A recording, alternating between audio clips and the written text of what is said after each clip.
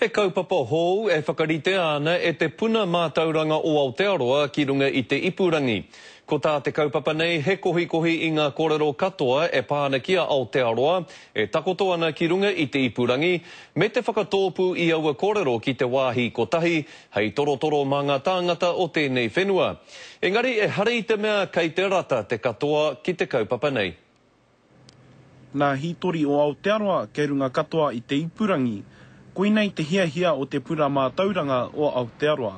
In the future, people will know what New Zealand was like at a point in time, both through the print material, but as I said before, through the digital material. If we don't collect that, it's lost forever and we become part of the delete generation. Engari, heita tēnei mātanga rorohiko e hara I a rātau te mana ki te tango pokanoa I nā kōrero a te tahi atu.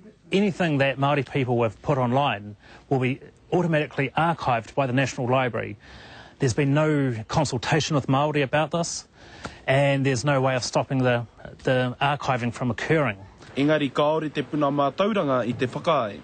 We don't collect any private information. What we're after is the publicly available information that's published on websites. So because that's in the public arena, we don't need to consult with everybody who's got something on the public arena. I can see in the end that a lot of Māori people are going to say, well, what is safe to put on our websites? How do we interact with our whānau overseas now when the National Library can accumulate and collect all of our information, whether it's private or public?